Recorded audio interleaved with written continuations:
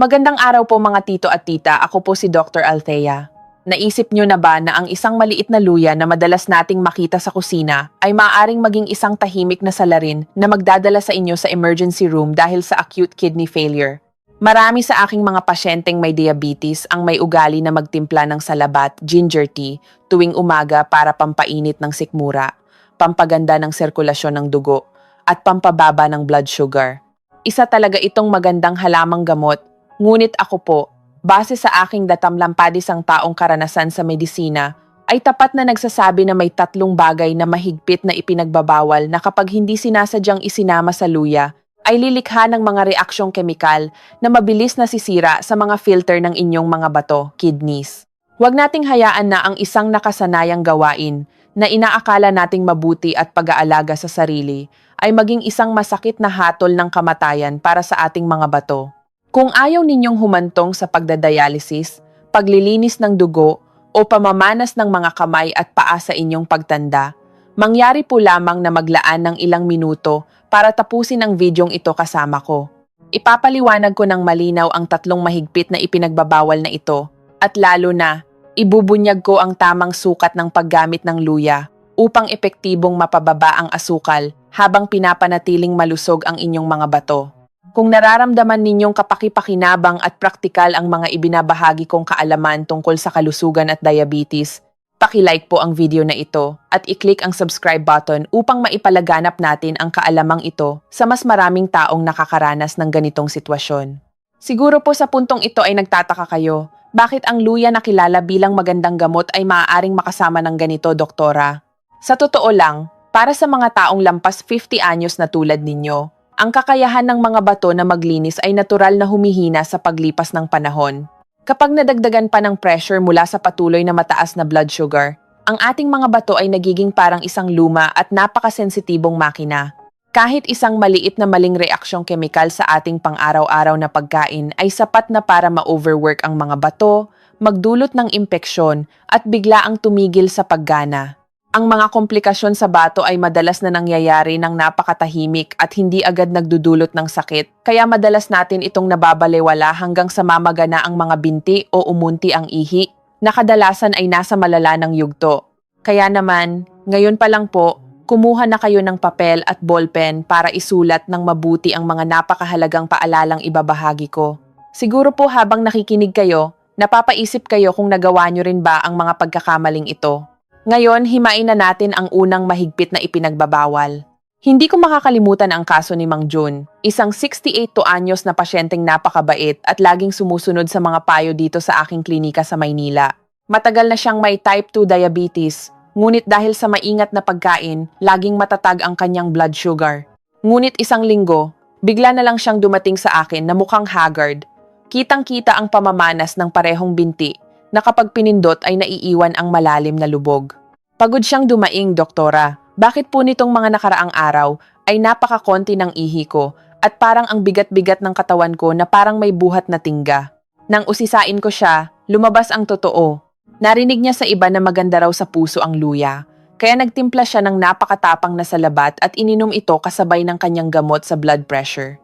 Hindi niya inakala na ang kombinasyong ito ay magdudulot ng matinding side effect. Ipinakita sa resulta ng lab test na ang kanyang creatinine level, ang panukat sa husay ng paglinis ng bato, ay tumaas sa nakakaalarmang level. Sa totoo lang po, muntik nang madialysis si Mang Jun ng mga oras na iyon. Ikinukwento ko ito upang maintindihan ninyo na minsan, ang mali ay wala sa mismong luya, kundi nasa kasama nitong kinonsumo. Habang nakikinig po kayo, siguro ay napapaisip din kayo kung umiinom ba kayo ng gamot kasabay ng salabat. Alam niyo po ba, kapag nasira na ang mga bato dahil sa mga lason, toxins, ito ay isang napakabigat na pasanin. Ang halaga ng pagpapagamot ay maaaring umabot sa daan-daang libo hanggang milyon-milyong piso taon-taon, bukod pa sa sakit ng pagkabalda, hindi makalakad, o hindi makakain ng normal. Sa tradisyonal na pananaw, ang luya ay may mainit na katangian. Kapag mali ang paggamit, susunugin nito ang mga likido sa katawan at magdudulot ng pagbabara sa sirkulasyon. Sa siyentipikong paliwanag, ito ay isang reaksyong kemikal na lumilikha ng mga free radicals na direktang sumisira sa mga cells ng bato. Kung nakakaranas kayo ng hirap sa pagtulog, madalas na pag-ihi sa gabi, o pamamanhid ng mga kamay at paa, lalo kayong dapat mag-ingat. Ito ay maaaring sigaw ng inyong mga Ngayon, ipapaliwanag ko ng malinaw ang tatlong ipinagbabawal na kombinasyon na dapat ninyong iwasan. Pangako kong ipaliliwanag ko ito ng detalyado upang maintindihan ninyong mabuti at maprotektahan ang inyong kalusugan hanggang dulo. Huwag munang aalis sa video dahil ang pinakamahalagang bahagi ay nasa unahan pa, mga tito at tita. Una, nais kong bigyang diin ang isang napakakaraniwang pagkakamali na nakakaalarma at madalas kong nakikita sa aking klinika. Ito ay ang hindi sinasadyang pagsabay ng pag-inom ng salabat sa mga gamot na inireseta ng doktor, lalo na ang mga blood thinners o gamot sa blood pressure tulad ng aspirin. Alam niyo po ba, ang luya ay may natural at malakas na katangian na pampalabnaw ng dugo at nagpapabilis ng sirkulasyon. Kapag uminom kayo ng matapang na salabat kasabay ng mga gamot na ito, ang dobleng epekto ng paglabnaw ng dugo ay lilikha ng matinding pressure sa filtration system, na labis pa sa kayang tiisin ng inyong mga bato. Parang isang napakalakas na agos ng tubig na sisira sa mga manipis na filter ng inyong kidneys. Ang resulta nito ay ang pagdurugo ng mga maliliit na ugat sa bato na magdudulot ng impeksyon at unti-unting pagkawala ng kakayahan ng bato na ilabas ang mga lason sa katawan. Para maprotektahan ang inyong mga bato, tandaan niyo po ang gintong patakaran ng paghihiwalay na ito. Kung umiinom kayo ng gamot, uminom ng salabat ng malayo sa oras ng pag-inom ng gamot kahit man lang may 4 na oras na pagitan. Bukod dito, ang tamang sukat ay hindi dapat lumampas sa 2 tol gramo ng luya bawat araw. Ibig sabihin ay humigit kumulang 2 manipis na hiwa lamang po ito. Siguro habang nakikinig kayo, nagugulat kayo at napapaisip kung nagkataong naiinom nyo ang inyong gamot kasabay ng isang basong salabat kaninang umaga, ano po? Kung oo, may oras pa para baguhin ito simula bukas. Susunod, ang pangalawang pagkakamali na kasing panganib din ay ang kombinasyon ng luya at ng mga pagkaing may matinding init na katangian. Marami sa inyo ang may nakasanayang kumain ng luya kasabay ng mga pagkaing mainit sa katawan, tulad ng karne ng kambing papaitan, kilawin, o nagtitimpla ng luya sa matapang na alak tulad ng gin o lambanog para pampawi ng lamig ayon sa pamahiin. Subalit para sa mga pasyenteng may diabetes, ang ating katawan ay likas na nasa estadong madaling mainitan at kulang sa sapat na tubig. Ang luya na likas na mainit, kapag isinama pa sa mga pagkaing sobrang init, ay lilikha ng napakatinding init na tahimik na susunog sa mga maliliit na ugat na nagbibigay buhay sa mga bato na magdudulot ng acute kidney failure. May tinanggap na akong pasyente na umihi ng dugo pagkatapos lamang ng isang kainan kung saan masyadong maraming luya ang isinama sa mga maanghang na pampalasa at sobrang taas na protina. Ang solusyon po dito ay palaging humanap ng paraan para mabalanse ang init ng luya. Pwede ninyong timplahan ang luya ng kaunting pulot honey o ang pinakamaganda, uminom ng maraming tubig para malabnaw ang init nito upang mas madaling mailabas ng bato ang init. Isang maliit na paalala pero maaaring magligtas ng inyong mga bato, mga tito at tita. Nakikita niyo po bang praktikal ang kaalamang ito? Kung kapaki-pakinabang, manatili po kayo para pakinggan ang susunod na bahagi dahil ang sikreto tungkol sa tumutubong luya ay mas nakakatakot pa. Huwag aalis sa video po. Alam ko pong sadyang matipid kayong mga Pilipino. Isa itong napakagandang katangian natin. Pero pagdating sa pagkonsumo ng luya, ang pagtitipid na ito ay minsan sobrang mapanganib sa buhay. Nakita ko na marami sa inyo na kapag nakita ang isang luya na medyo sira ang dulo o nagsisimula ng tumubo, imbes na itapon, ay hinihiwa na lang ang sirang bahagi at ginagamit pa rin ang natira para hindi masayang. Madalas ninyong iniisip na basta't niluto, mamamatay din ang lahat ng bakterya o lason. Tama po ba? Ang totoo po ay mas nakakatakot pa dyan. Ipinakita sa mga siyentipikong pag-aaral na sa sandaling magsimulang masira ang luya, naglalabas ito ng lason na tinatawag na safrole. Isa itong napakatapang na lason na may kakayahang magdulot ng liver cancer at sumira sa mga cells ng bato sa loob lamang ng maikling panahon. Ang pinakapanganib pa, ang safrole ay hindi namamatay kahit sa mataas na temperatura.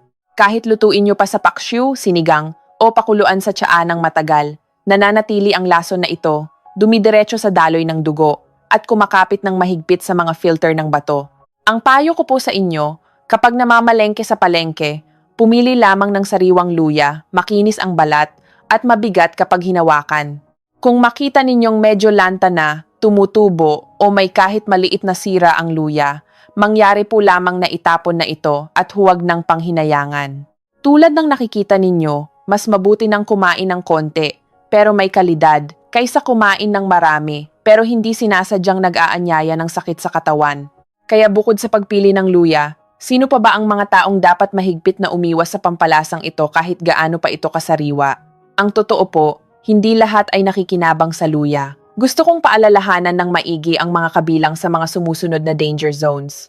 Una, kapag kayo ay may mataas na lagnat o nasa matinding yugto ng ulcer sa sikmura, ang mainit na katangian ng luya ay magpapalala sa pamamaga at magpapataas palalo ng temperatura ng katawan.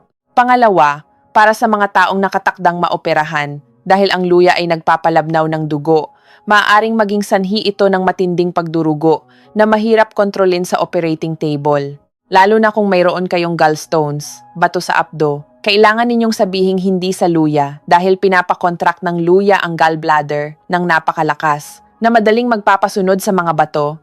Estayen, magiging sanhi ng pagbabara sa bile duct at hindi direktang makakaapekto sa pag-andar ng mga kidneys. Kung gusto ninyong magpainit ng katawan pero hindi pwedeng uminom ng luya, subukang palitan ito sa pamamagitan ng pagbabad ng inyong mga paa sa maligamgam na tubig na may asin at luya o pagmamasahe sa mga pressure points tulad ng yongkwan sa ilalim ng talampakan. Ang pamamaraang ito ay nakakatulong na maging maayos ang sirkulasyon ng dugo at ganap na ligtas para sa inyong mga lamang loob. Tiyaking manatili upang mapanood ang kabuuan ng video para hindi ninyo makaligtaan ang mga siyentipikong paliwanag at ang mga gintong numero tungkol sa tamang sukat na ibabahagi ko maya-maya. Kapag naintindihan ninyo ito, lubos na makokontrol ninyo ang inyong kalusugan at wala na kayong aalalahanin pa. Huwag munang aalis sa video po.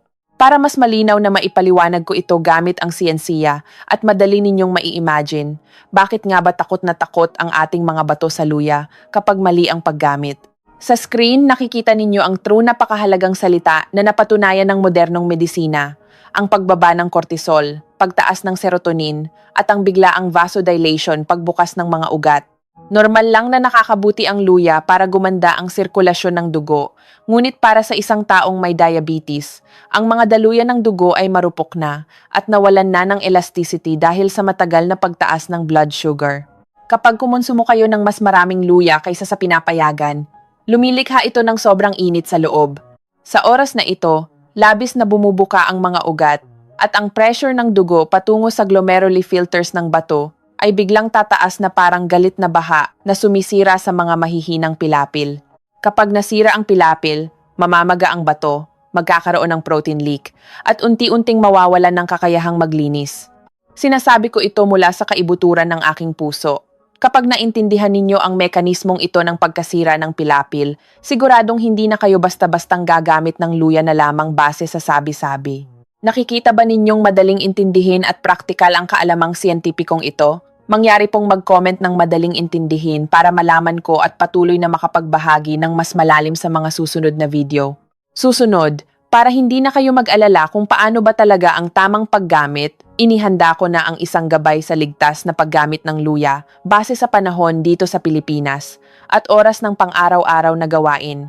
Pakitingnan ng mabuti ang checklist na ito sa screen. Tuwing tag-ulan o malamig na panahon kung saan madaling lumiit ang mga ugat dahil sa lamig, maaari kayong gumamit ng 3 hanggang 5 hiwa ng sariwang luya sa umaga. Ang pinakamagandang oras ay sa pagitan ng 7 a.m. hanggang 9 a.m. Ito ang golden hour kung kailan kailangan ng katawan na simulan ang pampainit na enerhiya. Magsisilbing maliit na apoy ang luya para painitin ang katawan, tulungan ang panunaw, at protektahan ang mga bato mula sa lamig na pumapasok mula sa labas. Sa kabilang banda, tuwing tag-init kung kailan mainit na talaga ang panahon at madaling ma-dehydrate ang katawan, dapat ninyong limitahan ang paggamit. Pwedeng gumamit ng 1 hanggang 2 beses lang kada linggo para maiwasan ang pagkaipon ng init na lason sa katawan na makakasama sa atay at makakapagpatuyo sa mga bato. Lalo na tungkol sa oras sa maghapon, mayroong kasabihang bayan na nakikita kong napakatotoo. Ang luya sa umaga ay kasing buti ng ginseng. Ang luya sa gabi ay kasing lason ng arsenic. Mahigpit na ipinagbabawal na uminom ng salabat pagkalipas ng 9 ng gabi. Ito ang oras na kailangan ng malalim na pahinga ng mga bato at iba pang lamang loob upang makabawi. Kung iinom kayo ng luya sa oras na ito, sisirain ng init nito ang inyong biological clock. Pilitin ang mga bato na mag-overtime para ilabas ang init, na magdudulot ng talamak na insomnia at lalong magpapahina sa mga bato. Huwag kalimutang isave o kuhanan ng screenshot ang bahaging ito gamit ang inyong cellphone para ma-share sa inyong mga kaibigan, sa senior citizens group o sa mga kamag-anak sa bahay upang maiwasan din nila ito. Isang maliit na pagbabago lang sa oras at panahon, ngunit napakalaki ng halaga nito para sa proteksyon ng inyong mga bato.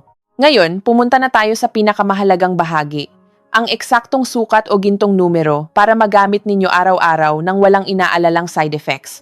Marami sa inyo ang nag-aakala na dahil herbal at natural ang luya, pwede itong gamitin kahit gaano karami. Pero ako po, si Dr. Althea, tapat na nagsasabi, ang paggamit ng sobra-sobra ang pinakamabilis na paraan para ma-overload ang dati ng mahihinang bato ng mga pasyenteng may diabetes. Upang talagang maging gamot ang luya at hindi isang berdugo, kailangan ninyong sundin ng mahigpit ang gintong sukat na ito para sa akin. Araw-araw, gumamit lamang ng 2 hanggang 4 na gramo ng sariwang luya, nakatumbas ng mga 3 manipis na hiwa lamang po. Timplahin ang 3 hiwang luya na ito sa 150 hanggang 200 ml ng maligamgam na tubig sa temperaturang nasa 70 degrees Celsius.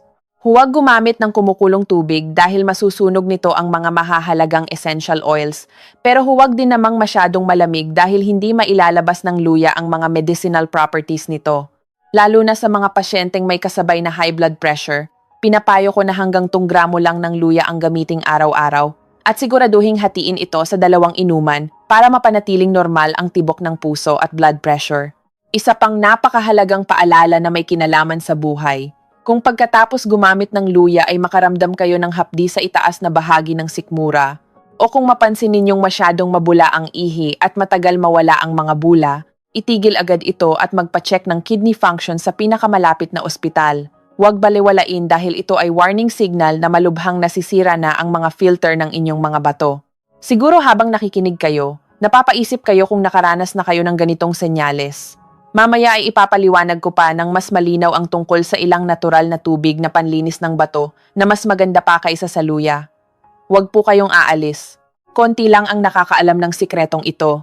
Sa pagbabalik tanaw sa kabuuan ng video natin ngayon, gusto kong kumpirmahin ang isang bagay. Ang luya ay isang magandang gamot. Ngunit agad itong magiging lason na wawasak sa inyong lamang loob kung isasabay ninyo ito sa gamot na pampalabnaw ng dugo, kung isasama sa sobrang init na pagkain, o kung gagamitin ang mga nabulok at tumubong luya dahil lang nanghihinayang kayong itapon. Tulad ng nakikita ninyo, sa pagtanda, ang ating mga bato ay nagiging napakasensitibo. Para itong makina na nag-operate ng overcapacity sa loob ng ilang dekada. Ang tamang pagkilala sa mga warning signals, paggamit ng tamang sukat, at pagpili ng tamang oras ay ang mga pinakamagandang paraan para ma-enjoy ninyo ang isang malusog at mapayapang pagtanda kasama ang inyong mga anak at apo na walang pinoproblemang pasanin dahil sa mga komplikasyon. Ako po, si Dr. Althea, ay taus-pusong umaasa na ang mga tapat kong pagbabahagi mula sa aking 35 taong praktikal na karanasan sa klinika ay makakatulong upang mabigyan kayo ng peace of mind sa inyong paglalakbay na makontrol ang blood sugar. Kung nakikita ninyong kapaki-pakinabang ang video na ito, mangyari po lamang na i-click ang share button para maibahagi ito sa inyong mga kaibigan at kaedad na nahihirapan ding mag-diet dahil sa diabetes. Bawat pag-share ninyo ay isang pagkakataon na matulungan ng iba na maiwasan ang mga sakit na nagdudulot ng kidney failure, hapdi, at malaking gastusin sa hinaharap. Siguro habang naririnig ninyo ito, nakakaramdam kayo ng saya sa inyong puso dahil alam ninyong nakatulong kayo sa ibang tao, hindi ba? Maraming salamat po sa inyong patuloy na pagtitiwala at pagsama sa channel na ito. Mga tito at tita, kanina pa natin tinatalakay ang mga napakahalagang babala tungkol sa 3 bagay na mahigpit na ipinagbabawal kasama ng luya. Sana po, pagkatapos ng video na ito, tuwing hahawak kayo ng luya, magkakaroon kayo ng higit na kumpiyansa sa tamang paggamit nito para mas maging malusog ng hindi binibigyan ng bigat ang inyong mga bato. Upang hindi ninyo makaligtaan ang mga mahahalagang kaalamang ito, huwag kalimutang i-click ang subscribe button at lalo na ang icon ng kampana, bell, sa tabi nito. Kapag nag-post ako ng bagong video bukas, agad kayong ino-notify ng YouTube para kayo ang unang makapanood. Maraming salamat po sa inyong pagtapos ng video natin ngayong araw. Hangad ko po na laging maging positibo ang inyong pananaw, maging malusog ang inyong mga bato, at magkaroon ng mapayapa at masayang buhay kapiling ang inyong pamilya. Paalam po sa inyong lahat.